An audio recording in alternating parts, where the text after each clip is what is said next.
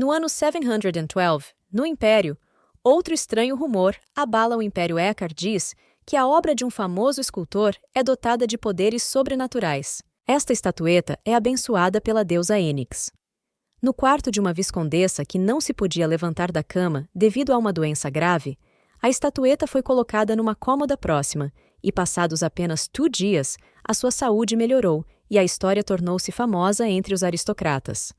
Depois deste acontecimento, as estatuetas deste escultor começaram a ser leiloadas e, de cada vez, registraram um preço recorde.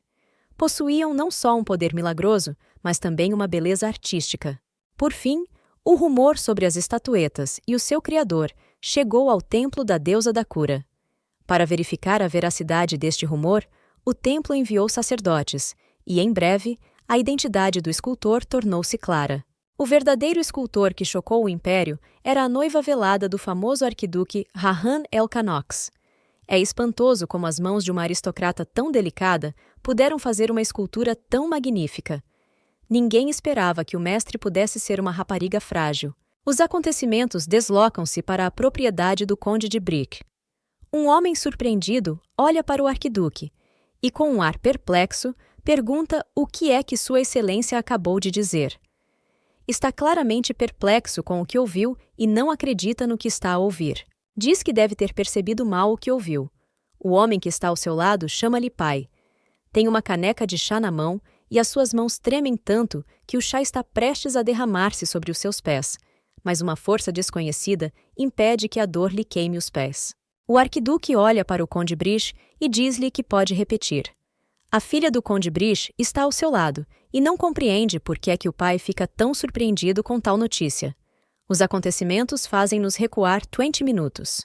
Os rapazes perguntam-se quem poderia vir aqui numa carruagem tão bonita, veem o emblema na carruagem e ficam espantados por ser provavelmente o arquiduque que veio visitar. Rahan levanta-se da carruagem. Está impecável. Os seus olhos brilham de autoconfiança e as suas roupas mostram todos os diplomas que lhe foram atribuídos por bravura, lealdade e força. Os rapazes veem o arquiduque e ficam muito surpreendidos. Não conseguem acreditar que se trata de Rahan, que é sobrinho do imperador e que há 4 anos morreu no campo de batalha, o Cossante. Era o anterior arquiduque, e Rahan tomou o seu lugar. Rahan visitou o conde Brish sem qualquer aviso.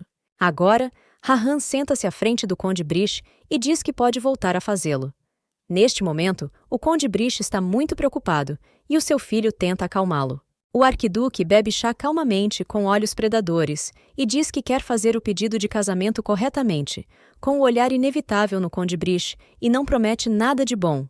O conde está a ficar nervoso, o seu chá está a derramar e ele está a tremer tanto que pergunta a quem é que o arquiduque Rahan quer pedir em casamento, se é que isso é possível. O arquiduque Rahan diz que não é claro que esteja a falar da condessa Isel Brish, que está aqui. Mas, nesse momento, o pai deixa cair completamente a chávena de chá e a sua compostura desaparece por completo. Está num choque incrível. O arquiduque está a olhar para a massa de Iselle. Ela fica um pouco surpreendida com o que o homem acaba de dizer. Ela pergunta-lhe se ele quer pedi-la em casamento. O arquiduque Rahan olha para Iselle de forma ameaçadora. E depois Borja diz-lhe gentilmente que ela não prometeu casar com ele? As últimas palavras do arquiduque estão cheias de ternura. Os outros na sala não se aperceberam, mas Iselle captou uma nota de cuidado e afeto naquelas palavras. Há um mês, os acontecimentos do dia são transpostos para o leste da capital, numa rua chamada Tyrion. As pessoas andam de um lado para o outro, estão ocupadas a negociar. Os rapazes correm pelo mercado a tentar roubar alguma coisa de algum lado, enquanto uma senhora passeia tranquilamente com o seu patrão. Um peixeiro diz que esta manhã foi apanhado peixe fresco no porto. Uma mulher aproxima-se dele e diz que é muito caro e pede-lhe que faça um desconto de pelo menos 5 silã, mas o peixeiro diz que, se fizer esse preço, será em vão. Será que a mulher quer mesmo que a loja dele vá à falência? Num bar qualquer, os homens pedem mais 2 cervejas à anfitriã, enquanto esta distribui alegremente as doses aos clientes. Aparentemente, a capital está a fervilhar de comércio e de vida. Enquanto 2 soldados discutem as suas batalhas passadas, um deles tentando gabar-se da sua bravura e o outro dizendo-lhe para não esquecer a vida que salvou, uma rapariga passa a correr. Ela está a correr com uma trouxa e pensa para si mesma que não tem mais tempo. Tem de lá chegar dentro de 2 horas. Apesar de ter deixado um bilhete na cama, está prestes a ser descoberta por Alex e Harris. Lembra-se dos 2 rapazes que guardam a entrada da mansão e é óbvio que eles vão ficar muito descontentes, porque a mestra não deve sair da mansão sem dizer uma palavra. Se o conde descobre, eles ficam em apuros, mas a mestra percebe que tem de ir ter com o seu professor. Ela pensa alegremente no que acontecerá se mostrar à professora a sua nova estátua. Lembra-se de como a professora costumava perguntar-se se uma menina poderia fazer uma estátua tão bonita, e cada vez ela se torna mais capaz e não é elogiada muitas vezes. É então que a rapariga choca contra um homem que se afastava de uma bebida. A garrafa parte-se, e o homem, furioso, diz à rapariga para ter cuidado por onde anda. Ele não sabe onde estão os olhos da rapariga. Isel tenta pagar o dinheiro pela garrafa partida, mas o homem diz que não é pelo dinheiro e pede desculpa à rapariga, que olha para ele. O homem repara na sua extraordinária beleza e começa a atirar-se a ela dizendo que, em troca de o empurrar, lhe pedirá para olhar para a sua cara. A rapariga começa a afastar-se do cheiro a álcool que vem do homem, mas aparece outro homem e ela percebe-se que há mais e que está em apuros. Ela pensa que, se for forçada, poderá usar o poder do anel que está a usar. O homem estende a mão e tira-lhe o capuz, revelando ser uma senhora muito bonita. Os homens ficam atônitos, não esperavam ver tanta beleza, e enquanto estão atônitos, a rapariga começa a fugir. Mas depois é agarrada pelas mãos dos homens e deixa cair as suas ferramentas. Caem sobre as pedras da calçada e estilhaçam-se. Eram as suas facas gravadas. Levanta-as até ao olhos e vê que estão todas partidas. Tem lágrimas nos olhos. Podia chorar agora, mas os homens não a deixam em paz. Continuam a molestá-la. Ela atira-os ao chão para que a deixem ir. E nesse momento, aparece um senhor e encosta a lâmina de uma espada ao pescoço de um dos agressores. Ele ordena que deixem a rapariga ir embora. Isel pede-lhe que não mate o agressor. Ela olha para o cavalheiro com uma expressão doce e diz-lhe que ele tem de lhe pagar pelas ferramentas partidas. Se o cavalheiro matar o homem, não o pode fazer dizendo tais coisas. O seu rosto continua sinceramente doce. O jovem senhor ficou inicialmente muito intrigado com o seu rosto, mas continua a concordar com a rapariga e diz que não vai fazer nada. Mete a lâmina na bainha, pega na mão do Rufia e começa a censurá-lo. Com raiva, exige que o homem pague pelas ferramentas partidas. O homem diz que compreende e dá o dinheiro à rapariga. A rapariga percebe que não é muito dinheiro, mas deve ser suficiente para comprar facas gravadas. Ela olha para o jovem cavalheiro que a salvou numa altura tão boa. Agradece-lhe a ajuda e oferece-lhe o dinheiro que o agressor lhe deu, porque agora não tem nada com ela. Tem de fugir e não tem nada para oferecer ao senhor que a salvou. Ele olha para o seu rosto doce que só exprime carinho e ternura. Ela estende-lhe o dinheiro, querendo ajudar aquele que a salvou, mas o patrão diz que não esperava qualquer recompensa e que a rapariga deve ficar com todo o dinheiro. O mestre diz que a rapariga não se pode preocupar com isso agora, e não com o que aconteceu, porque ela sabia que ele ia matar aquele homem. A rapariga ficou um pouco envergonhada. Diz que pensou que o jovem cavalheiro o ia fazer. Desvia o olhar. Não quer olhá-lo nos olhos, está um pouco envergonhada. Pede ao cavalheiro que lhe diga o seu nome. A rapariga disse filha do conde Brish e imagina que o seu nome é Iselle, mas o cavalheiro diz-lhe que ela saberá o seu nome da próxima vez que o vir, porque se vão ver em breve. Estende as suas mãos grandes e masculinas para o rosto bonito da rapariga. A rapariga olha para ele com uma expressão intrigada. Ele puxa o capuz sobre a menina para que ninguém veja o seu rosto. Fala com toda a ternura e bondade que consegue reunir. Diz que se vão ver em breve. A Isélia passa pela porta da professora e a campainha toca para a avisar que está alguém a entrar. Isélia chama pela sua professora, Ceres. Ceres aparece do nada, vinda da sala ao lado, e fica surpreendida por a rapariga estar atrasada, porque é muito pontual, e olha para Isélia com alguma severidade. Ceres diz que pensou que, como a rapariga tem aparecido tão raramente e não tem mostrado o nariz nos últimos 2 meses, tinha decidido deixar de ser sua aluna, e agora vê que provavelmente não é esse o caso. Sorri e tapa a boca. Diz à professora que não é má para ela, porque só é aluna há 3 anos e tem muito mais para aprender. A professora recorda uma história de quando foi comprar ferramentas, e uma rapariga se cruzou com ela e lhe pediu para ser sua aprendiz. Ela sentiu-se muito atraída por ela, e embora o mestre não quisesse aceitar ninguém como aprendiz, ela não parava de a seguir, pelo que não teve outra alternativa senão concordar. O mestre diz-lhe para lhe mostrar o que tem na mão, porque adivinhou que era o seu novo trabalho. Isel diz que houve um pouco de agitação no caminho para cá, por isso deixou-a cair no chão, e agora tem medo que a estátua se tenha partido. Também diz que deixou cair as suas ferramentas e que estas se partiram, mas teve sorte em ser compensada por elas. Se não fosse o homem que a ajudou, provavelmente não teria recebido o dinheiro.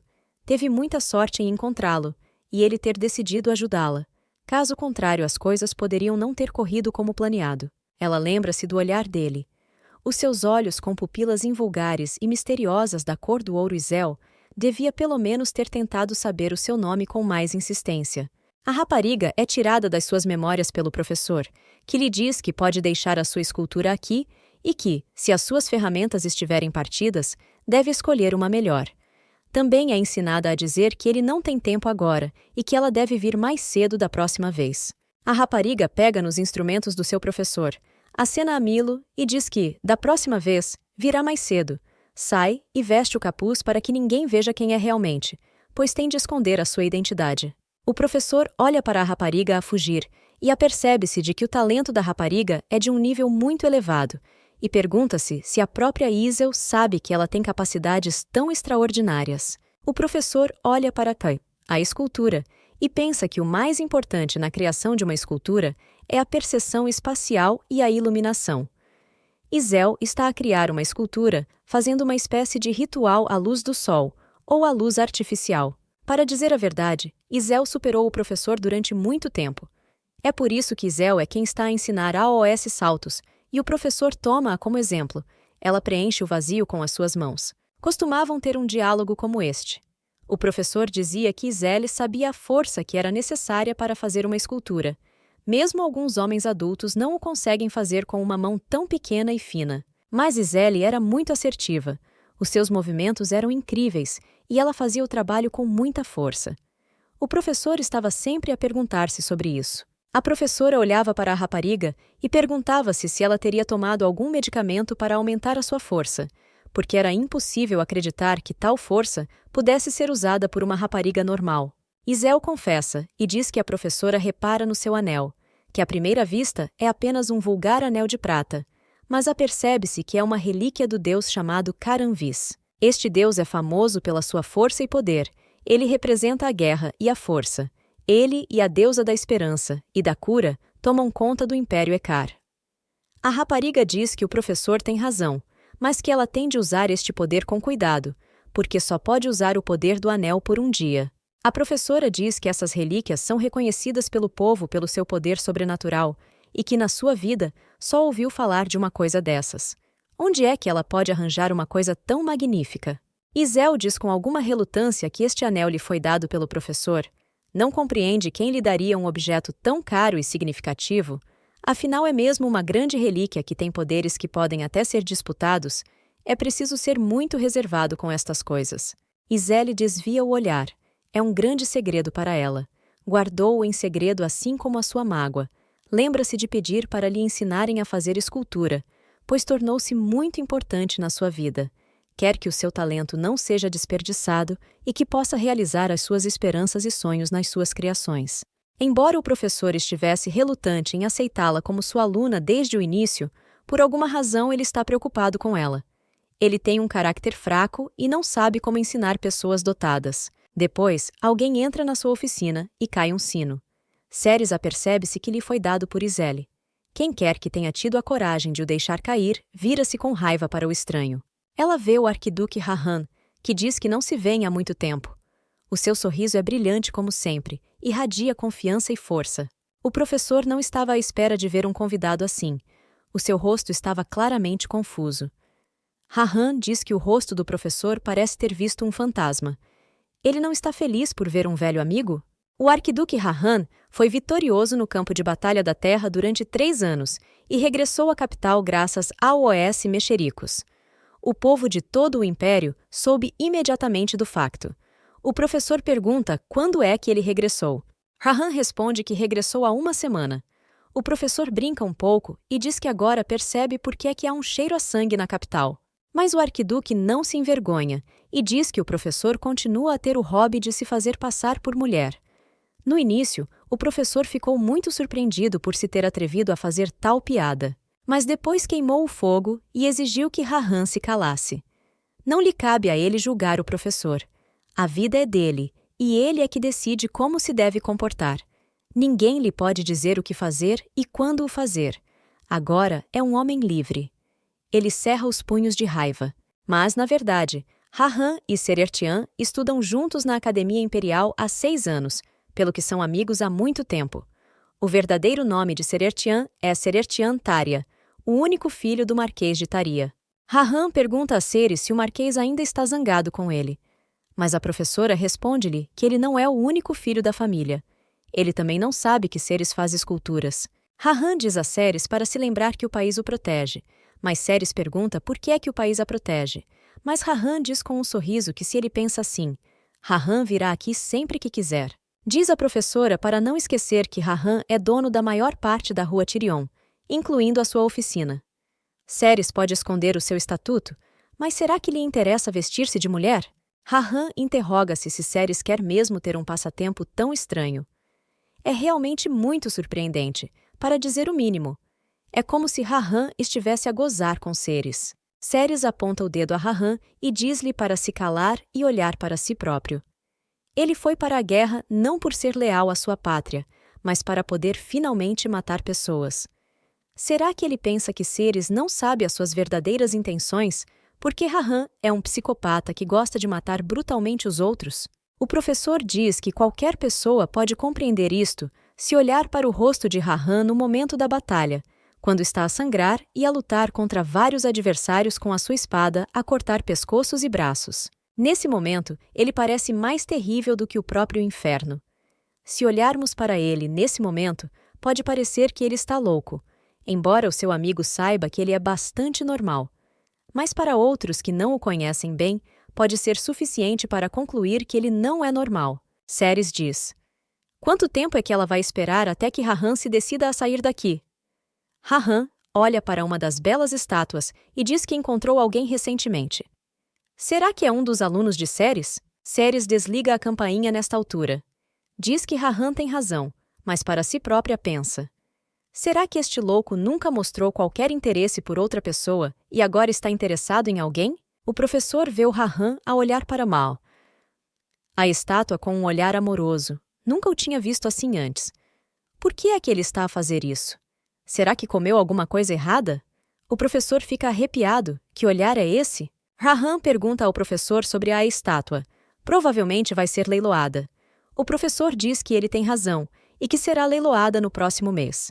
O Império tem uma escultura abençoada pela deusa. De facto, foi Ceres que reconheceu as capacidades de Izelle e leiloou a sua criação. As suas estatuetas atraíam muita atenção em leilões importantes e eram sempre compradas por aristocratas. E as pessoas que compravam a estatueta espalhavam boatos sobre o talento que Izelle tinha recebido de Deus. Mas a professora não podia imaginar que o seu trabalho fosse tão famoso e que se falasse dele como uma bênção divina, apesar de os rumores dizerem que a escultora é talentosa, pois aprendeu o ofício do zero. Na altura da primeira venda de esculturas de Izelle, ela recorda a história de quando Izelle ficou muito surpreendida com a notícia do leilão que se aproximava, mas não estava interessada no dinheiro. Na altura, disse ao professor que ele a tinha levado a dar aulas de graça e que, por isso, daria todo o dinheiro ao professor como pagamento das suas propinas. E com o resto do dinheiro, Izelle comprava muitos doces deliciosos. Quando a professora pedia os doces, Izelle parecia começar a trabalhar 2 vezes mais depressa. Os seus olhos iluminaram-se com fogo. Aparentemente, ela gosta muito de doces. A professora apercebe-se de que Izelle está a entregar-se à criação da escultura. Não presta atenção a outras coisas, mas se quiser ganhar a vida mais tarde, vai ser difícil para ela devido à sua falta de interesse. O professor apercebe-se de que, se não fosse o arquiduque, que é o senhorio, e não expulsa a mina daqui, ela já seria pobre e estaria a viver nas ruas há muito tempo. Se o professor quer realmente ajudar Izelle, tem de lhe explicar a importância do dinheiro. Nesta altura, o professor percebe que está a colocar todo o dinheiro dos leilões numa conta bancária e que Isel tem muita sorte por ter conhecido um bom professor como ele. Se ele der todo o dinheiro que poupou com a venda dos trabalhos da Isel à própria Isel, o professor conseguirá tirá-la daqui. Ele dir-lhe-ia então para se tornar independente aqui e agora e abrir a sua própria oficina. Ele imaginou esta imagem na sua cabeça, o que o fez rir muito, porque a rapariga não parece nada independente e séria. Ainda há muita ajuda a fazer no seu caminho. O Raham pergunta: quanto é que vale uma estátua como esta? Mas a professora diz que esta estátua não está à venda e que a vai pôr em leilão. Hakan atira uma enorme bolsa de dinheiro para cima da mesa, que tinha a aura de uma bolsa muito espaçosa com muito dinheiro lá dentro, e se não for suficiente, Hakan pode trazer mais. O professor diz que esta estátua não está à venda e que nunca prestou atenção à obra de arte. O que estará ele a tramar agora? Será que vai voltar a roubar alguma coisa? Raham, com uma cara um pouco teimosa, diz que vai comprar a estátua do seu aluno e que é por isso que não a vai leiloar, mas não percebe a importância desta estátua. Então, por que é que ele a está a comprar? Que tipo de comportamento é este? O professor levanta o dedo e diz que se o arquiduque Raham quiser comprá-la, pode participar no leilão e apresentar o dinheiro honestamente. Pode sempre comprar a estátua ao homem que a fez. Nesse momento, algo estala na cabeça de Raham. Um pensamento passa-lhe pela cabeça. Ele olha por cima do ombro do professor com uma expressão bastante vulgar e diz que é uma ótima ideia comprar esta estátua do Criador. O professor vê a cara de confiança de Raham e apercebe-se que cometeu um erro e pede mentalmente desculpa a Isel, porque ela claramente o fez. Isel chega à sua mansão passado algum tempo e pergunta-se por que é que a mansão está tão barulhenta e ouve que alguém está a tentar encontrá-la. Aparentemente, a sua partida foi notada. Entra nos terrenos do palácio com um ar triste e apercebe-se de que não vai sobreviver. E para onde terão ido os cavaleiros que guardavam o portão principal? É avistada por uma criada que, em lágrimas, abraça a patroa e diz que estavam todas muito preocupadas com o sítio para onde ela poderia ter ido. A patroa pergunta-lhe: para onde foram os cavaleiros que estavam à porta? Todos os guardas correm para ela e perguntam em lágrimas para onde terá ido a sua amada senhora. Pensavam que ela tinha sido raptada. Isel tenta acalmar os cavaleiros que estão perto dela. Diz que deixou uma carta em cima da cama, na qual escreveu que voltaria em breve e até apontou a direção em que tinha ido. Será que eles não a viram? Mas os cavaleiros dizem que pensaram que foi o ladrão que escreveu a carta. Isel está furiosa. Por que é que eles pensam que ela é uma criança? De repente, o seu irmão aproxima-se de Isel. Abraça-a com ternura e pergunta-lhe se ela está bem. Pergunta-lhe onde é que ela pode estar doente. Está muito preocupado com a irmã. O pai também vem ter com ela. Pergunta-lhe se Isel está bem. Pergunta se ela não está a sofrer. Ele pode chamar o melhor médico imediatamente. Nesta altura, ainda pensam que Isel foi raptada. Por isso o irmão começa a gritar com os cavaleiros e a exigir que encontrem o raptor. Isel não consegue parar de chorar. Por que é que ninguém a ouve? Porque desde o início não havia raptor. Por que é que ninguém a ouve? Ela diz que acabou de sair de casa sozinha, até deixou uma carta. E por que é que continuam a falar do raptor? Ela voltou sã e salva, porque estão tão preocupados com ela, era assim tão perigoso fazer tanto alarido. A rapariga não percebe. Todos começam a acompanhar Isel de volta ao palácio e dizem-lhe que Isel deve ter ficado muito surpreendida e que se despacha a entrar e a descansar um pouco. Todos se preocupam muito com a rapariga. A criada começa a acompanhar Isel para que ela possa descansar um pouco. Depois de uma viagem tão longa, talvez ajude a tomar uma chávena de chá quente. Isel agradece à criada por ter cuidado tão bem dela. Atrás de Isel estão os cavaleiros com seu pai e irmão. Ainda não acreditam que Isel não tenha sido ferida e perguntam-lhe novamente se está bem. Isel já não consegue conter as suas emoções. Está muito zangada com eles e sai de casa para comprar facas gravadas e mostra-as na sua mala. Ela está a dizer a verdade. O irmão de Isel fala com o pai. O nome do irmão é Leo. Ele diz ao pai que Isel é maior de idade. Talvez ela esteja cansada da hiperparentalidade do pai, mas o pai lembra ao filho para não esquecer o incidente. Leo diz que não se esquece dessa altura, nem mesmo nos seus sonhos, quando tem a oportunidade de pedir emprestado o poder de Deus por algum tempo. Foi feita uma coisa terrível à pequena Isel, e para a salvar do inferno, ele tem de arrancar a cabeça daquele demônio. Se isto voltar a acontecer, Iselle não pode ser autorizada a sair da propriedade da família. A dama do jardim gosta de dar todo o tipo de festas e de conviver com os seus pares. Iselle quer ir a essas reuniões e fazer esculturas com alguém, mas, na realidade, isso é impossível. Iselle está muito infeliz e está fechada sob guarda exterior. O pai diz que não gosta da forma como as coisas estão a correr atualmente e que está chateado com a fada. Mas se ela estiver na mansão, o demônio não a conseguirá apanhar. Entretanto, Sir Harris entra na sala para ver Iselle, que já vestiu uma bela roupa verde. A rapariga pergunta-lhe se ele achava que ela também tinha sido raptada. Sir Harris responde que é claro que não pensava, mas a rapariga vê a mentira nos seus olhos, sabe que Alec e Telly são grandes e simplórios, mas Harris percebe o humor dos aristocratas e sabe o que dizer no momento certo. Sir Harris pergunta, com toda a sua insinceridade, onde é que Lady Iselle terá ido hoje e por que é que não mandou os criados comprarem materiais para o seu trabalho, se ela foi à oficina. Iselle diz que é melhor ir buscar as ferramentas, que está a fazer de propósito, como se tivesse ouvido falar de alguma coisa, mas depois Harris sai e Iselle pergunta por que é que ele se vai embora. Harris diz que vai ter com o conde, porque não cumpriu o seu dever principal de guardar a senhora Iselle. Percebe que isto é muito grave, que tem de ter mais cuidado e verificar tudo melhor da próxima vez, ou pode acontecer algo de mal, e compreende isso. A rapariga tapa a boca e pensa que tem de dizer ao pai que a culpa não é de Harris. Bem, neste momento, a sua mão mostra as marcas da aventura de hoje, quando foi agarrada pela mão daquele homem. Iselle diz a Harris para não contar a ninguém sobre a ferida, nem mesmo ao seu pai e irmão, e pede-lhe que o faça. Harris aproxima-se dela com raiva. Ele pergunta-lhe se foi a professora que lhe fez aquilo, porque Iselle foi à oficina. Aquela mulher magoou-a? Mas Iselle não disse nada sobre a professora. Ela pergunta a Harris como é que ele sabe sobre ela. Harris fica muito surpreendido porque se apercebe que falou demais e vira-se. Sai e diz que não tem importância, que vai arranjar uma criada que vai tratar de Iselle rapidamente, mas a rapariga não consegue evitar saber a verdade e diz que é muito importante para ela saber que Harris sabe da professora. Harris diz que tem andado a seguir a rapariga, revela o seu segredo e diz que ninguém o mandou fazer isso.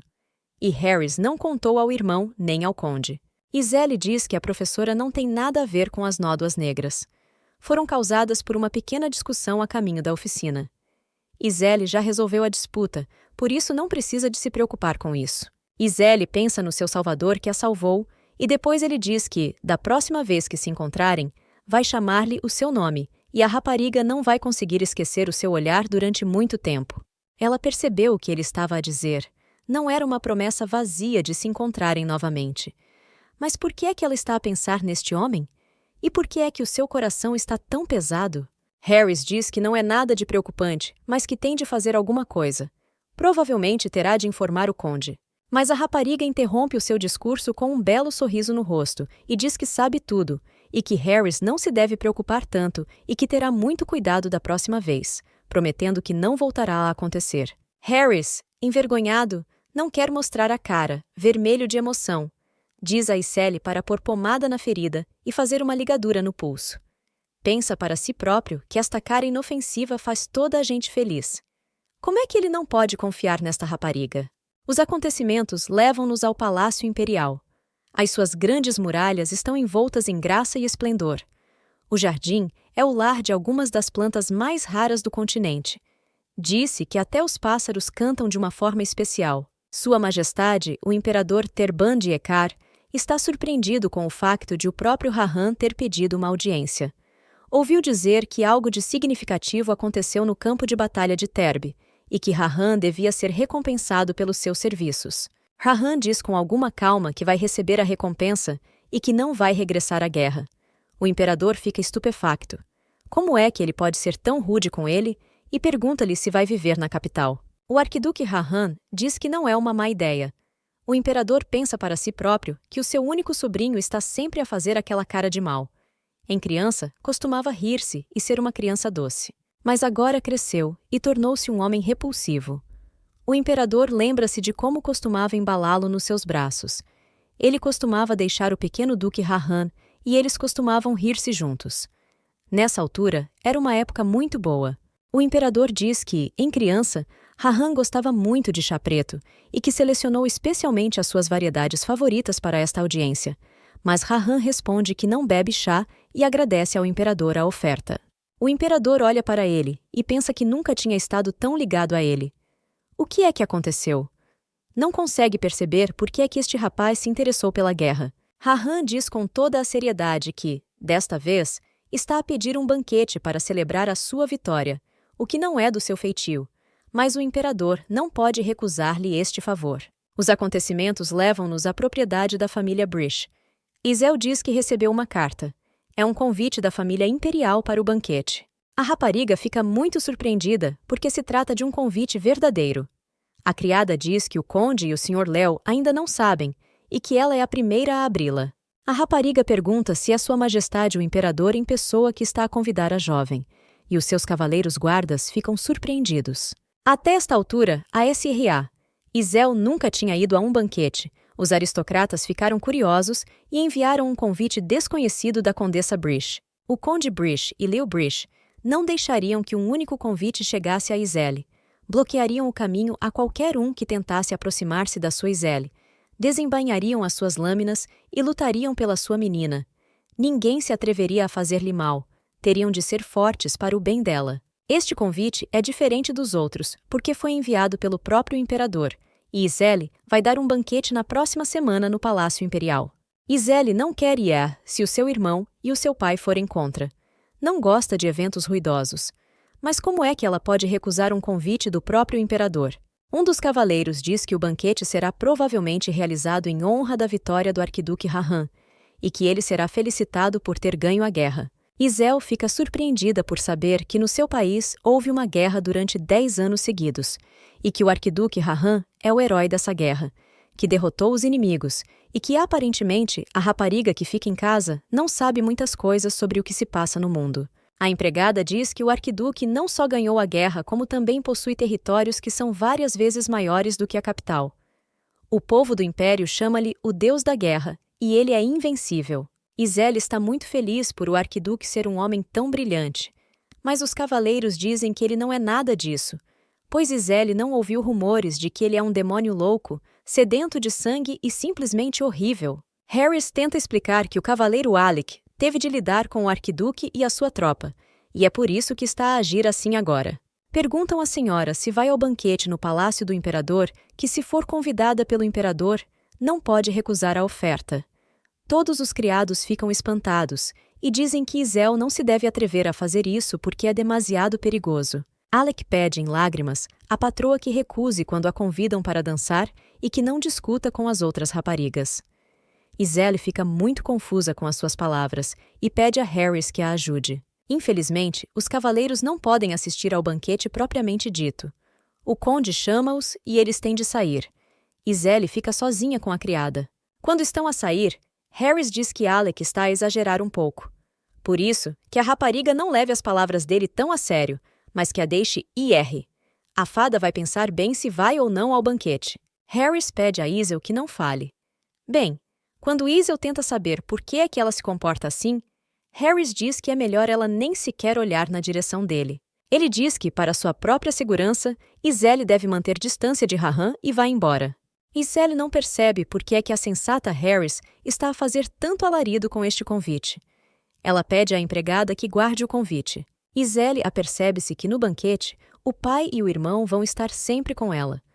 Por isso, não tem motivos para se preocupar que algo de mal possa acontecer. Não tem de se preocupar com o arquiduque nem com ninguém. Por um momento, Iselle lembra-se da voz de um homem que tem aparecido nos seus sonhos nos últimos dias, chamando-a pelo nome e perguntando-lhe se esse é o seu verdadeiro nome, chamando-a por causa desse homem. Tudo está perturbado dentro dela e pede que essa voz desapareça da sua cabeça. Os seus pensamentos são interrompidos por uma criada que pergunta a Iselle se ela está bem, se tem alguma dor algures, mas Iselle diz que está bem. Quando era mais nova, teve um acidente, após o qual a família e as pessoas que a rodeavam ficaram hipervigilantes e proibiram-na de sair de casa sozinha. Os acontecimentos são transferidos para o templo da deusa Enix. O sacerdote-chefe da Lusa veio visitá-la. À mesa está sentado o 81º Papa da religião romana, da deusa Ênix, Liana Anis. O padre diz que o plano é celebrar o aniversário da deusa Anix. Diz também que as pessoas estão a espalhar rumores sobre uma escultura que recebeu a bênção da deusa Anix. O padre diz que se fala entre os aristocratas de uma escultura misteriosa com poderes místicos. A estátua foi leiloada há 3 meses. Ele diz que esta escultura tem o poder de curar os doentes. Recentemente, os crentes souberam de uma pessoa curada que não se podia levantar da cama devido a uma doença crônica. Foi levada para a sala onde se encontrava a estatueta e recuperou em 2 dias. Ela tinha as pernas fracas, mas graças a esta estatueta, voltou a pôr-se de pé. A mulher diz que foi um ato de indelicadeza terrível para com o templo da deusa. A deusa Ênix raramente dá a alguém uma relíquia sagrada. Além disso, uma relíquia que ajuda e protege os subordinados de sua santidade não pode ser destinada a um poder tão milagroso que cure completamente doenças graves. O padre diz que não vê estes rumores e que estão a investigar esta fraude para provar a todo mundo que é charlatanismo e que não se deve acreditar em rumores porque as pessoas estão muito viciadas em rumores. Tem de ter cuidado e não permitir mais estas coisas. A mulher diz que não é engraçado que uma estátua possa ter o poder de uma deusa, que o escultor possa ser a reencarnação da deusa Ênix. O sacerdote ouve isto e fica muito zangado porque a papa romana Liana Anis não se conforma com as regras do templo. Fez uma declaração espantosa e, como papa romana, detém um grande poder, pelo que se tornou a sacerdotisa principal. O homem não compreende por que é que a deusa deu um poder tão grande a um homem tão desobediente. A mulher diz que é necessário encontrar a fonte deste rumor ruidoso. Ela ordena que 2 homens sejam enviados para encontrar a fonte do rumor. Ao mesmo tempo, ocorre um grande incidente no império, de que o Papa Liana Anis não tem conhecimento. Nessa altura, na mansão Brish, o pai chama o filho para discutir o convite do imperador. Leo está muito zangado porque é despropositado e insolente para com eles. O pai pede ao filho para se acalmar, mas Leo diz que não consegue estar calmo e que não é outro senão César Lession, que é o único filho do Duque Lession. Ele anda a desviar o dinheiro do pai e a levar uma vida promíscua, tratando a vida dos outros como lixo sem valor. Depois de ter magoado Isel, agora a rapariga tem de ficar sempre na mansão. Há 8 anos, César Lession abusou sexualmente da pequena Isel e depois Léo tentou matar César. Mas mesmo assim, César era muito astuto. Ele disse que eles não tinham provas, exceto as palavras de Isel, e isso não é prova suficiente para o castigar. E mesmo que fosse, deixem-na sair e contar-lhe. Léo estava furioso, porque como é que Isele podia dizer alguma coisa se estava tão chocada e assustada que não conseguia abrir a boca? Como é que ela podia testemunhar se tinha medo de sair da sala? Então, entrou o pai de César e disse que o Léo estava a falar de um incidente muito assustador. Talvez não houvesse vítima nem incidente. Talvez a menina tivesse mentido. A mulher culpou o filho. Por que é que eles têm de pagar por algo que não fizeram? O Léo tentou provar ao próprio imperador que tinha sido cometido um crime terrível contra a sua irmã, mas eles fecharam os olhos. O imperador disse que, sem testemunhas e provas, não podia haver julgamento contra o Duque de Lession. Pediu desculpa a Leão do fundo do coração. Nesse dia, o Conde Brish chorou amargamente e, pela primeira vez, arrependeu-se de ter feito o juramento de fidelidade à família imperial. O pai e o irmão mais velho não puderam fazer mais nada senão trancar a filha e a irmã amadas atrás das portas de casa. Durante dias e noites, ela não falava, não sorria, dormia a toda hora e até se esquecia de comer. Encontrou-o no quarto da irmã. Disse que era estúpido, que não sabia o que parecia, um gato ou um cão, mas tinha orelhas pontiagudas, por isso parecia mais um gato. Então Isel disse-lhe que uma gata tinha dado à luz no jardim e que tinha tido 3 gatinhos. Por isso, a menina tinha feito o primeiro gatinho com riscas amarelas. O irmão ficou muito contente por a Isel estar finalmente a falar e por ela ter finalmente dito alguma coisa. O irmão chorou de felicidade. Pediu a Isele que lhe fizesse um gatinho como aquele e que lhe o desse de presente. A rapariga concordou e o irmão abraçou-a com muita força. Numa idade tão jovem, ela estava a passar por algo terrível, mas não por choque ou medo, cumpriu o pedido do irmão. Toda a família apoiou então a pequena Isele. Cada um deles fez um gatinho para tentar seduzir a rapariga. Mais tarde, até os guardas dos cavaleiros se juntaram para ajudar a rapariga. Graças a este grande apoio que Isel recebeu das pessoas que a rodeavam, voltou à vida normal, e passados 3 anos, Isel estava de novo de pé e recuperou a sua vontade de viver, criando esculturas. Era uma exímia criadora de estatuetas, e gradualmente a própria Iselle foi recuperando o seu equilíbrio interior e as suas capacidades. Mas um dia, a família Brish recebeu uma carta de César Leshon, que pedia a mão de Lady Isel em casamento. Ele queria possuí-la até ao fim, mesmo depois de ter destruído a sua psique infantil. O pai e o irmão ficaram aterrorizados. Agora, se não fizessem nada, não havia nada que pudessem fazer. Desta vez, Iselle não conseguia aguentar mais. Tinham de preparar cuidadosamente um plano de vingança e certificar-se de que Iselle nunca descobriria. Mas enquanto preparavam o plano, as cartas não paravam de chegar. Um dia, receberam uma nota promissória. Há 5 anos, houve uma seca incrível no sul do território Brish, e para ajudar o seu povo, o conde foi obrigado a escrever uma nota promissória. Agora, o seu pai tem de pagar essa dívida ao Duque de Lession, e por causa disso. Segundo uma carta que lhes chegou, ele quer contrair um casamento de conveniência com Iselle. Ele é pior do que qualquer besta. Quer comprar Iselle com dinheiro. O pai disse que nunca cairia na conversa desse idiota, e que, se fosse preciso, venderia todos os seus bens e o palácio deles, e até a sua alma ao diabo para pagar essa dívida, e não dar a Iselle. E tudo nesta conversa foi ouvido por Iselle, que estava à porta, chocada com o que tinha sabido. No domingo de manhã, o arquiduque Canox convocou com urgência os cavaleiros da capital. Antes das 9 horas da manhã de domingo, os seus cavaleiros residentes na capital devem reunir-se no campo de treino do Palácio Imperial. Na mansão do Conde Brish, estão agora a discutir que o arquiduque Canox é um homem muito estranho. 2 rapazes dizem que ele tem uma tez pouco saudável. Perguntam se a rapariga está bem. Ela diz que tem uma pequena dor de cabeça, mas que acabou de tomar um medicamento e que já está bem. Sente-se muito bem. E como vai ficar com Sir Harris? Não tem nada com que se preocupar.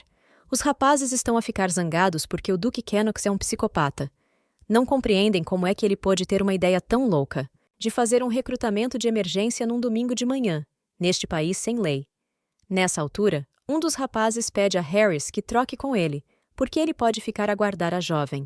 Quando estão a sair, um dos rapazes pede à jovem senhora que não abra a porta a um estranho, e que também não a abra a conhecidos.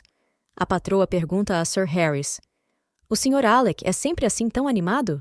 Mas Sir responde que o rapaz apenas pediu que a senhora boa fosse cuidada, porque está muito preocupado com ela.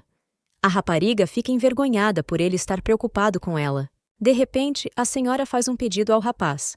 É de facto uma surpresa, porque Harris cumpre obedientemente todos os seus pedidos. A rapariga pede para ir rapidamente para a oficina, porque precisa de ver uma coisa e depois volta imediatamente. Promete que será um segredo delas e que ninguém saberá de nada. A patroa pergunta-lhe se Harris vai cumprir a sua palavra. A patroa regozija-se. Não acredita que possa ser tão fácil. O rapaz responde que não pode recusar a jovem amante. A rapariga lembra-se que o rapto, que nunca aconteceu, não funcionou daquela vez. Por isso, ela usou o plano B para atravessar a muralha, e depois do plano B, estava suficientemente preparada. De qualquer forma, vai rapidamente ter com o professor e dá-lhe o que quer vender. Pede ao desenho para leiloar uma grande escultura feita no ateliê da rapariga, dizendo que a sua escultura também será enviada para leilão e vendida por um bom preço. A patroa não acredita que a sua obra seja comprada. Dá as pequenas figuras que faz em casa a pessoas que lhe são próximas. Quando uma criada se aproxima e lhe pergunta o que é que a jovem vai fazer desta vez. Mas a rapariga disse para fazer um esquilo e a empregada ficou incrivelmente feliz porque é um animal muito bonito. Então, nesse momento, pediu à patroa que lhe desse uma nova estatueta. A rapariga apercebe-se de que, apesar de só ter esta estatueta agora, também pode comprá-la, mas primeiro tem de poupar uma pequena quantia de dinheiro. Decide pedir à professora que lhe explique tudo claramente, e de repente, vira-se e repara numa coisa estranha. Mas apercebe-se de que está a imaginar coisas. Pergunta se o professor está em casa, mas ninguém responde e ela entra. O O rapaz que a devia guardar segue-a e apercebe-se de que ela foi para a oficina. Decide que é melhor esperar lá e que não pode sair porque a jovem patroa pode voltar a fugir. Mas ele não quer ir para lá porque fez uma promessa. De repente, 2 rapazes aproximam-se dele e perguntam-lhe se Harris está à sua frente. Sir Milon está à frente do rapaz. Partilhou uma caserna com ele durante a guerra, e ao lado dele está Sir Jagrid. Concrete já falou muitas vezes sobre o tempo que passou desde que viu seu companheiro de caserna. Sir Jagrid, incrivelmente satisfeito por conhecer Sir Harris, mas pergunta o que é que o rapaz está aqui a fazer, se já recebeu ordens para se apresentar. Harris responde que é para guardar a filha do Conde de Brish. Mas os rapazes ficam confusos, pois Sua Excelência o Arquiduque mandou que todos se apresentassem na Assembleia, sem exceção, e Harris responde que ele é o único que resta. Sir Milon diz que isso é inaceitável. Afinal de contas, o Arquiduque deu ordens rigorosas. Decidiu deixar um cavaleiro em cada propriedade. Por isso, não há motivo para preocupações. Harris apercebe-se de que esta conversa não vai dar em nada. O rapaz pergunta onde está a jovem e ele responde que está na oficina. Sir Milon diz que tem de escoltar a jovem condessa de volta à mansão. Por isso, Harris tem de ir rapidamente ao Palácio Imperial. E Sir Jagrid tem de acompanhar a jovem. Mas Harris recusa, porque a jovem senhora tem medo de homens estranhos, e ele próprio tem de a levar para a mansão e depois ir para o palácio, porque pessoalmente Sua Excelência emitiu uma ordem para se apresentar urgentemente no palácio. Sir Milon fica zangado, pois diz que Harris conhece o temperamento do conde, e não obedecer à ordem de Harris vai afetar o Conde Brish. Harris fica perplexo. Será o Arquiduque Kennox um louco que daria uma ordem dessas? Sir Milon começa a gritar e a dizer a Sir Jagrid que venha imediatamente despedir-se da jovem, pois vai enviá-la sob a responsabilidade e proteção do rapaz. Ordena-lhe que se apresse, mas Harris pede-lhe que não o faça. Sir Jagrid pega em Harris e partem pela última vez. Harris pede a Sir Milton que tome conta da jovem senhora, pois ele é responsável por ela e teme que lhe aconteça alguma coisa. Sir Milon diz a Harris para não se preocupar. Depois, quando Harris se vai embora, Sir Milon diz que mandou embora o cavaleiro que estava a guardar a senhora, e pergunta-lhe o que deve fazer agora. A Excelência pede a Sir Milon que vá ter com ele. Grey pergunta-lhe o que deve fazer agora para guardar a jovem condessa. A Excelência responde-lhe que o rapaz pode ir, mas que é obrigado a não dizer nada a ninguém sobre o que aconteceu. O rapaz vai-se embora e está muito assustado porque olhou para trás por um segundo e respondeu ao senhor. Estava muito assustado porque o senhor está com um humor estranho hoje e não percebe o que lhe aconteceu. Por outro lado, os rapazes reparam que o senhor está muito bem disposto, porque isto acontece muito raramente. Deve ter acontecido alguma coisa hoje. O Ezer dá-lhe uma ordem repentina para se reunir e trabalhar, cujo significado eles não compreendem. Os cavaleiros estão reunidos no palácio e há um banco vago na rua do mercado. Sir Milon chora e pede desculpa a Sir Harris por lhe ter mentido. Afinal, ele foi obrigado por aquele homem horrível a fazê-lo. A patroa dirige-se ao mestre e diz-lhe que acabou de chegar. O professor fica perplexo. O que é que a jovem Lady Iselle está aqui a fazer? A professora está confusa, não percebe o que se passa, porque a patroa já não vem há muito tempo. Ela tem algo a dizer à professora, porque tratou de um assunto se o pai se apercebeu da sua intenção de vender a propriedade e o seu título. É uma enorme soma de dinheiro que irá para o Duque Leon. E se ela puder ajudar de alguma forma, a rapariga traz as estatuetas. De repente, alguém bate à porta e um rapaz entra na oficina. Diz que finalmente voltaram a encontrar a patroa. Quando a professora o vê, fica furiosa e começa a gritar. A professora fica muito surpreendida. A professora não percebe como é que estes dois podem ser conhecidos e como é que Rahan conhece Iselle pelo nome. O rapaz diz que se encontraram por acaso na oficina, mas a professora percebe que o rapaz está a mentir. Não é de todo uma coincidência. Iselle lembra-se que não se conheceram bem e diz que está muito grata ao rapaz e que também lhe quer pedir desculpa pelo que fez. Neste momento, a jovem amante apercebe-se de que o rapaz já estava à espera há algum tempo e que tinha planeado tudo isto. A professora não percebe como é que o rapaz sabia que Iselle tinha vindo hoje à oficina. Afinal, se nem o professor sabia, ela está confusa. Como é que um rapaz pode gostar do trabalho de uma rapariga? A professora acha que se enganou ao dizer isso. Afinal, quando o rapaz gostou da estátua, a professora disse-lhe para a comprar pessoalmente ao criador, ao que ele respondeu que era uma ótima ideia. Entretanto, Isel pergunta à professora se ela conhece o rapaz. Mas a professora está um pouco assustada e confusa. Ela diz que isso existe. De repente, o rapaz interrompe-a e diz que a professora é sua amiga. Um amigo muito próximo e primeiro amigo. Iselle fica um pouco surpreendida. Será que este tipo é mesmo amigo do professor dela? O rapaz responde que foram colegas de quarto durante a academia. A professora fica perplexa quando ouve isto. Afinal, se ele disse que eram colegas de quarto, a patroa descobre agora que a professora está a fingir ser uma mulher adulta e não uma jovem. Ela vai perceber que é tudo mentira. A patroa começa a sorrir e diz que compreende, mas o professor fica intrigado com o facto de a condessa acreditar tão facilmente nas palavras vazias deste homem. A professora pergunta a Iselle se ela tem um conhecimento tão profundo de pintura e escultura desde os seus dias na academia. A professora Ceres fica perplexa, porque conhece este homem há 10 anos e ele chamou-lhe amiga pela primeira vez, mas apenas porque ela era o seu moço de recados. O professor lembra-se de ter sido vítima de bullying porque não conseguia ripostar. Perguntaram-lhe se estava sempre a fazer desenhos. Por que é que ele não os expunha na academia? Toda a gente se ria dele. E uma vez, até lhe tiraram o caderno de esboços para gozar com os seus desenhos. Levaram o caderno de esboços e disseram que o gajo voltava a desenhar mais tarde e que não havia problema. Ele é um artista. Ele não pode ser incomodado por estar sempre a desenhar de novo. Ele começou a pedir-lhes que lhe dessem o álbum. Mas eles disseram que, se o artista dá valor aos seus desenhos, devia ir buscá-lo, e o tipo atirou o álbum para os arbustos. Estava a ser intimidado pelo sobrinho do imperador, o próximo candidato a arquiduque e um louco violador das regras da Academia Imperial. De repente, estes tipos foram expulsos por outro aluno, e este deu o álbum ao artista.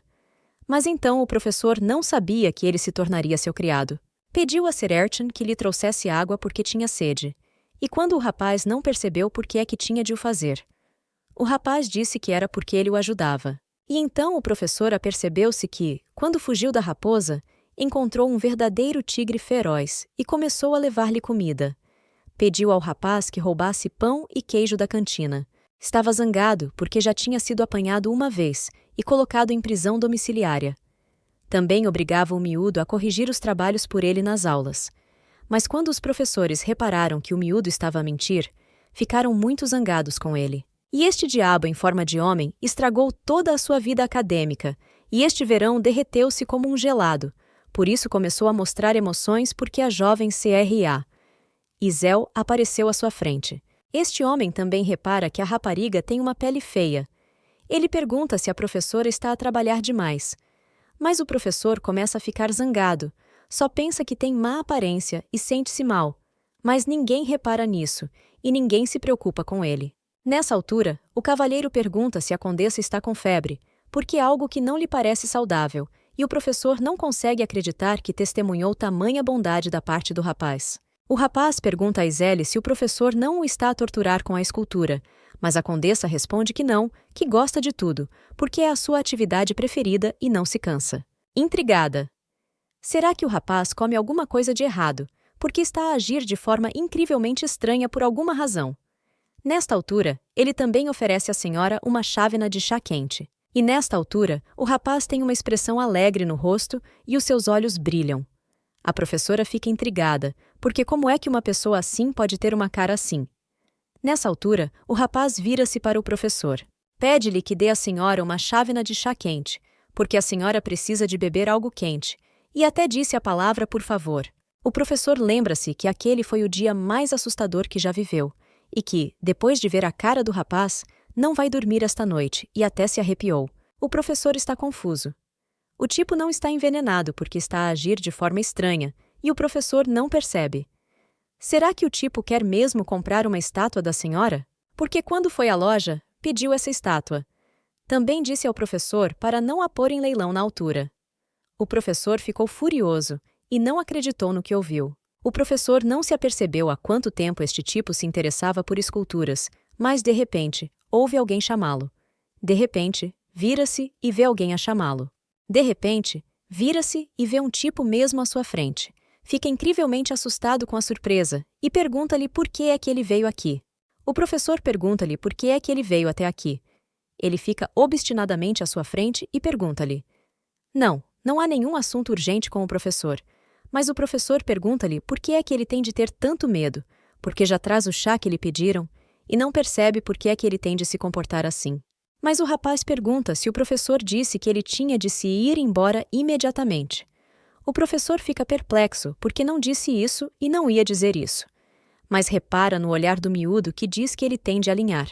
O professor percebe que, se o tipo quer que ele se vá embora, então deve ir, porque ele é o seu mestre. De repente, o rapaz agarra Sir Ercan pelo ombro e diz que o professor está sempre a esquecer-se de quem é o dono do edifício. E se o professor não se for embora durante algum tempo, vai ter de se ir embora de vez. Era um olhar incrivelmente insistente de um tipo que queria estar a sós com a sua amante. Neste momento, os cavaleiros imperiais estão a discutir o facto de não estar a acontecer nada no campo de treino dos cavaleiros imperiais.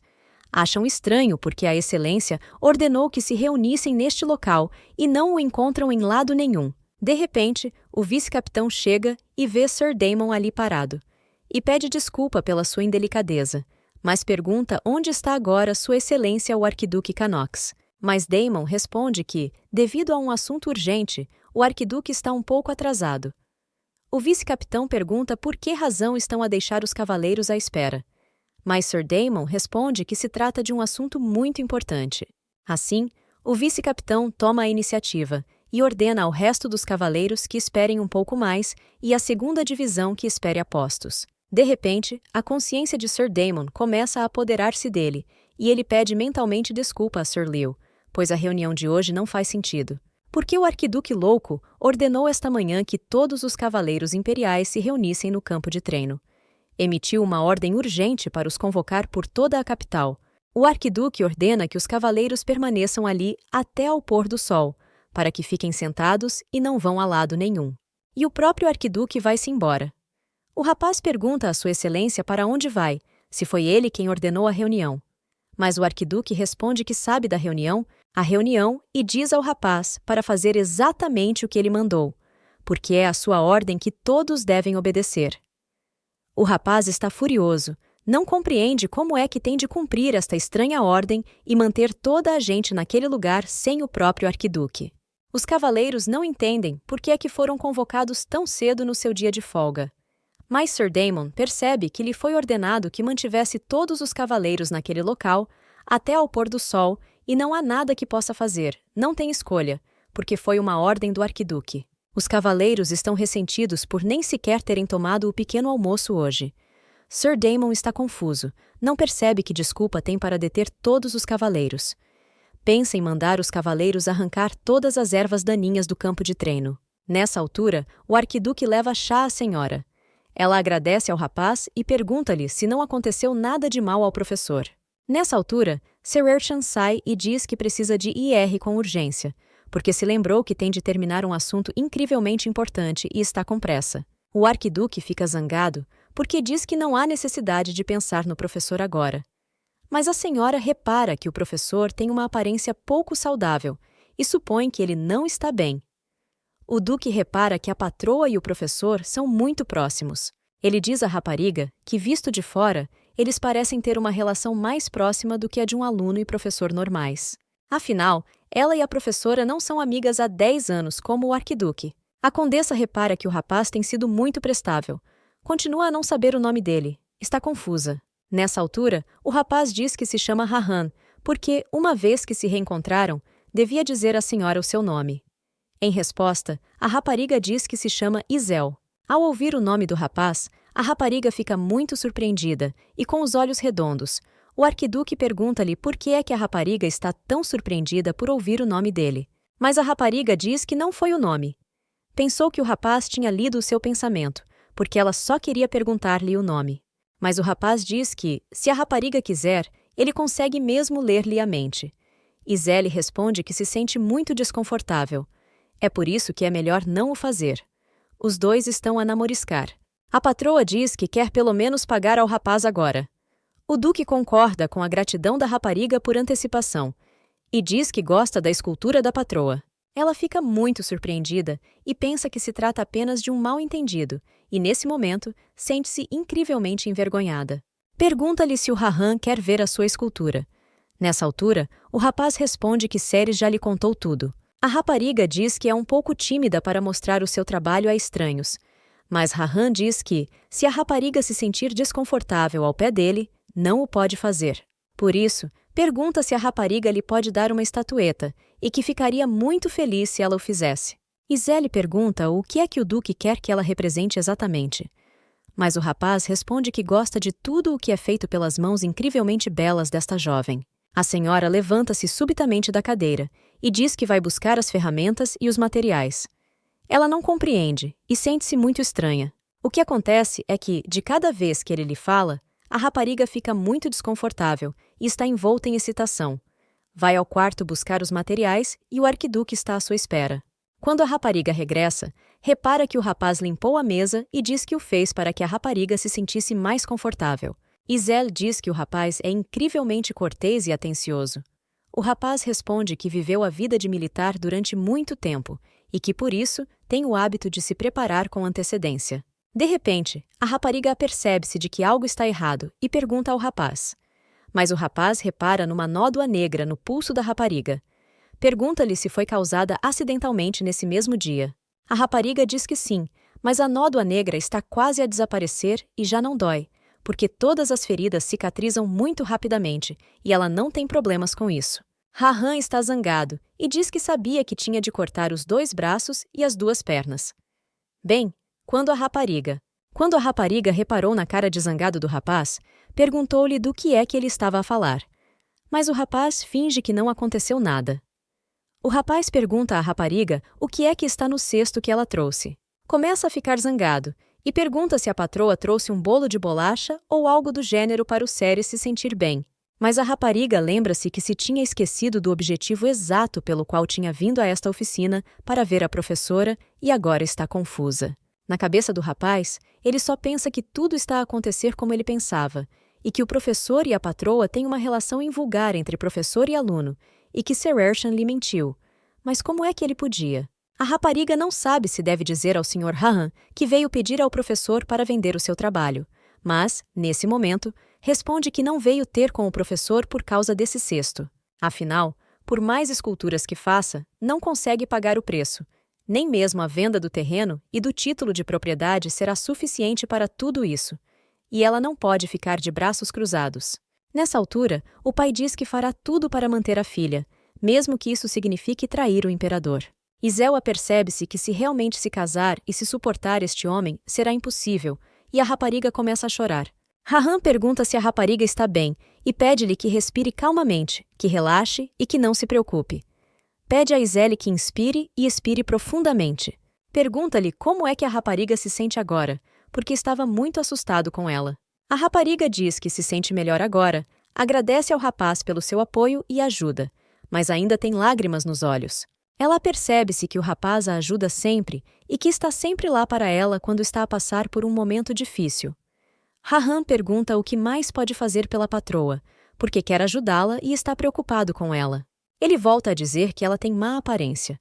Pergunta-lhe o que lhe aconteceu para ela ficar assim, mas Iselle responde que não é nada disso e que parece que ela vai ter de se casar. Rahan fica perplexo. A patroa diz que, se ela fizer isso, tem de ir à oficina e dizer ao professor que já não pode aprender com ele, e que é por isso que se sentiu muito mal. Mas agora já está bem.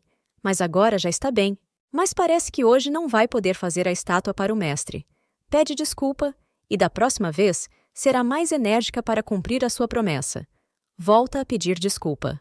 Mas, de repente, repara que o copo em cima da mesa está partido pelas mãos do mestre. Mas o homem não se apercebeu de como isso aconteceu. Diz que não calculou bem a força e parece que vai ter de arranjar a mesa durante muito tempo. A senhora fica perplexa e muito assustada e pergunta se o cavalheiro se magoou, pois não percebe o que está a acontecer.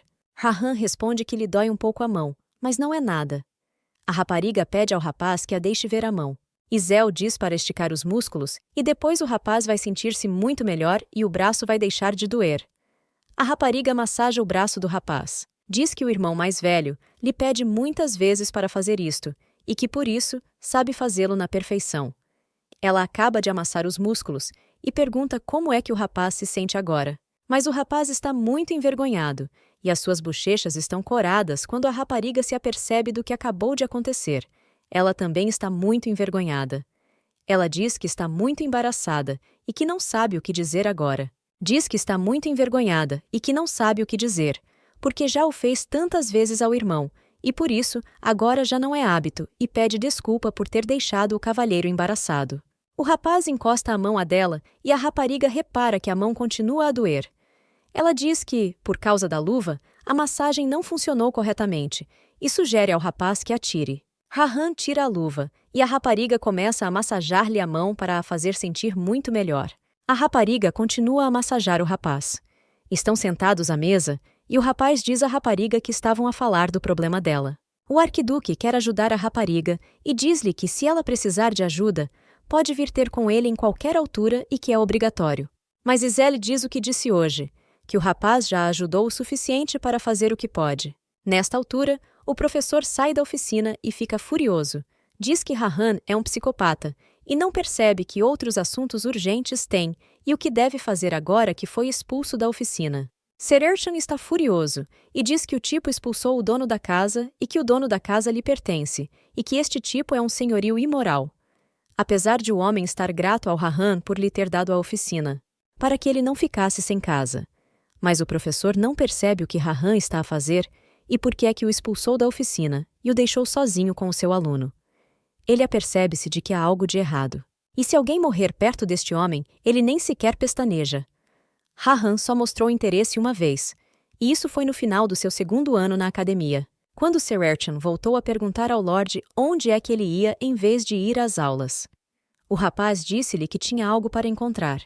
Mas Sererchan respondeu-lhe que o rapaz não tinha faltado a uma aula na legislação da cerimônia da última vez. Por isso, o professor não vai deixar passar nada se o rapaz faltar outra vez. Mas Rahan responde que sabe disso e que, por isso, Sererchan tem de inventar algo de novo. Mas Sererchan diz que se isso acontecer mais uma ou duas vezes, o Rahan pode ser expulso. Mas, nessa altura, o rapaz já não o ouvia e, de pé à janela, ia fugir.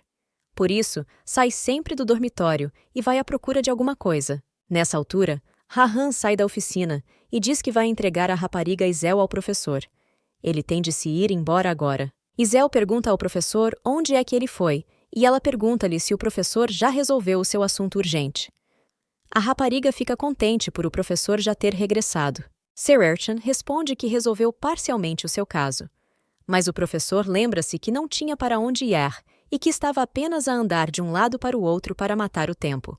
Mas a rapariga lembra-se e diz ao professor que a mesa deles está partida e que agora vai ter de ser substituída. Sererchan fica furioso e pergunta por que é que a mesa está partida, e o professor responde que a mesa está partida porque foi atingida por uma mão e que provavelmente a mesa é muito velha. Mas o professor está furioso porque ainda não passou um ano desde que a mesa foi comprada. O professor diz que a mesa é muito cara e que gostou tanto dela que a comprou. Isel fica contente porque a mesa é muito resistente. Sererchan apercebe-se que só um monstro poderia partir uma mesa resistente com as suas próprias mãos, e esse monstro era Rahan Elcanox. Antes de partir, Rahan lembra ao professor que deve vigiar a rapariga. E o professor fica zangado porque se lembra que ainda nem sequer acabou de pagar a prestação da mesa. Mas o professor lembra-se que a rapariga veio falar com ele por algum motivo. Ele pergunta-lhe o que é que ela lhe queria dizer desde que veio. Mas a rapariga sorri e diz que não quer dizer nada e que vai contar ao professor sobre o encontro assombroso. Rahan entrega uma carruagem à rapariga e diz-lhe para entrar nela. Mas a rapariga diz que esta carruagem é demasiado cara para ela e que vai ao OS Correios. O rapaz responde-lhe que já a pagou. Por isso, a rapariga não tem nada com que se preocupar e entra. Isel fica grata pela preocupação, mas diz que pode ir sozinha. Mas Rahan diz que, na verdade, o professor está muito preocupado com a rapariga e que foi por isso que pediu que a Isele fosse acompanhada. A rapariga fica perplexa. O professor disse mesmo isso? O rapaz diz que, como a rapariga tinha má aparência, Ceres estava preocupada com ela e pediu que a entregassem em segurança. A Isélia pensa no assunto. Se foi isso que a professora disse, então ela não pode sair da oficina. O rapaz diz que se ela o deixar tratar de a levar para casa em segurança, ele ficará grato por isso. Isel concorda em ir para casa com o rapaz e dá-lhe a mão. Rahan fica claramente satisfeito por ela ter concordado. Viajam juntos na carruagem, sentados um em frente ao outro. A rapariga pensa em como é estranho para ela andar numa carruagem com alguém que não conhece pela primeira vez. Quando a rapariga fecha os olhos, sente o olhar do rapaz sobre ela, mas quando os abre, vê Rahan a olhar pela janela. A rapariga exala porque o rapaz está apenas a acompanhá-la à casa, e ela já está demasiado consciente e envergonhada. Decide que é melhor olhar para fora porque já não vai poder ver a vida social e não vai poder fazer amigos, e nem sequer vai conseguir ver as pessoas. O rapaz ordena ao cocheiro que pare. Rahan é o primeiro a sair da carruagem e dá a mão à rapariga. Isel agradece ao rapaz por a ter acompanhado a partida. A rapariga vai-se embora e diz que vai sozinha. Estava prestes a partir quando o rapaz chama o seu nome. Isélia fica intrigada e para. Ouve o rapaz dizer-lhe que está desejoso de a ver em breve. Mas a rapariga apercebe-se de que talvez nunca mais se encontrem. Agradece ao rapaz as muitas vezes que durante este breve encontro lhe demonstrou preocupação, quando a rapariga já se foi embora. Nessa altura, Rahan diz ao cocheiro para ficar onde está e vai certificar-se de que a rapariga chega à casa em segurança. O rapaz seguiu a rapariga durante todo o caminho para casa. Ele tem a certeza de que ele e Isel se vão encontrar novamente. Guy voltou a entrar na carruagem e preparou-se para partir. Isel entrou em casa na esperança de que ninguém tivesse regressado, mas quando entrou no seu quarto, ouviu chamarem o nome da jovem senhora. Tal como pensava, responde que já está no seu quarto. Um dos cavaleiros entra para ver e pergunta-lhe como correu a reunião. A rapariga sente-se arrepiada de emoção. O rapaz está assustado e confuso. Pergunta à jovem senhora se não aconteceu nada durante a sua ausência. Alec diz que devia ter saído do campo de treino e ido para a mansão, para que houvesse mais do que um Harris a vigiar a senhora. Ele estava muito preocupado com a jovem senhora, mas a rapariga repara que o rapaz chegou todo sujo e coberto de folhas. Sorri e pergunta se o rapaz foi arrancar ervas daninhas em vez de praticar. O rapaz entra num frenesim desnorteado e pergunta como é que a jovem senhora sabia. Porque, apesar de saber, antes desse dia, que o Duque era um completo psicopata, mas não faziam ideia de que ele podia convocar todos os cavaleiros de manhã cedo, num dia de folga, para arrancar ervas daninhas no campo de treino imperial. E, além disso, nem sequer mostrou o nariz e eles trabalharam o dia todo debaixo de um sol escaldante, sujos, suados e na relva. Os cavaleiros decidiram vingar-se do arquiduque. Pensam em contar ao próprio imperador o que aconteceu, mas os outros cavaleiros dizem que Alec enlouqueceu. Será que ele só quer voltar a ser 10 vezes mais mau? De repente, Harris aproxima-se da jovem. Pergunta por Iselle, distraído por um minuto. A rapariga pergunta o que é que o cavaleiro quer dela. O cavaleiro pergunta-lhe se a rapariga ficou surpreendida por todos os cavaleiros andarem à procura do arquiduque. A rapariga fica perplexa. A Harris está a falar do Rahan? O rapaz vestia um uniforme de cavaleiro e, enquanto a ajudava, ela viu-o com uma espada. Ela não consegue acreditar no que está a acontecer. O Rahan é mesmo o arquiduque Canox? Harris pergunta-lhe se este cavaleiro se comportou com a jovem de uma forma má ou indiscreta. Mas a rapariga responde que não, porque o rapaz foi muito simpático com ela. Harris diz que não queria deixar a jovem senhora a um homem que ela não conhecia, mas que foi obrigado a fazê-lo. A rapariga percebe que, se Rahat é um duque, deve saber que ela é a Condessa Brish. Harris diz que estava à porta da oficina para aguardar, mas que é um mistério para ele o que é que a senhora estava a fazer no edifício. Iselle responde que sabia que Harris a tinha seguido. O cavaleiro diz que foi lá para o caso de ter acontecido alguma coisa. A rapariga responde que não aconteceu nada. Diz que está cansada, por isso vai descansar. A condessa interroga-se se Rahan foi educado com ela porque tinha de o ser, ou se estava a ser educado porque tinha de o ser. Ou talvez tenha sido educado porque a rapariga é a aprendiz do seu amigo. Lembra-se de como ele a ajudou a sair da carruagem, de como a olhou nos olhos, e o seu olhar era muito doce e concentrado nela. Não percebe por que é que o mordomo foi novamente castigado com gravidade. 2 criadas estão a falar que da próxima vez devem ter cuidado para não serem apanhadas. Uma das criadas lembra-se que a Ana cortou a mão a descascar batatas. Diz que havia muito sangue. Mas Ana responde que só se arranhou. Arranhou quando estava a descascar legumes e que não é nada de preocupante. Mostra a mão e diz que o sangue já parou e que não tem sequer uma marca na mão. A empregada diz que havia muito sangue, mas ela responde que os cavaleiros cobriram a sua mansão com a proteção da deusa Enix. Se os cavaleiros se magoarem enquanto praticam, curam-se imediatamente. Ana pergunta a Isabela se a jovem senhora fez todas estas estatuetas, e também se a propriedade deles é incrivelmente grande, e se a rapariga tem muito talento. Ana diz que gostaria de ter um passatempo como o da patroa. Belle diz que estas estatuetas devem ser muito caras. Acontece que as criadas estavam a limpar o quarto da jovem patroa. Iselle entra de repente e pergunta se o seu quarto já foi limpo, porque quer descansar, mas Belle responde que está tudo pronto e que ela pode entrar. Decide fechar a janela que abriu para arejar o quarto, mas de repente repara num vaso de flores e decide que precisa de mudar a água para que as flores não murchem. Belle pergunta a Ana há quanto tempo é que mudaram a água das flores. Ana responde que há uma semana e pergunta-lhe se é demasiado cedo. Belle diz a Ana para não partir nada como fez ontem. A rapariga diz que precisa de colocar as flores na janela para apanharem luz do sol. Ana responde que voltará em breve e deseja à jovem patroa um bom descanso. Isel diz que as criadas podem ficar à vontade. Ana diz à patroa que ainda tem muito trabalho para fazer. Por isso, é melhor despacharem-se, porque tem de acabar o vestido que a patroa vai usar no banquete. Iselle lembra-se que, desta vez, vai ao banquete no Palácio Imperial. As criadas estão a discutir o facto de não terem mudado a água das flores na semana passada e de não o fazerem há um mês.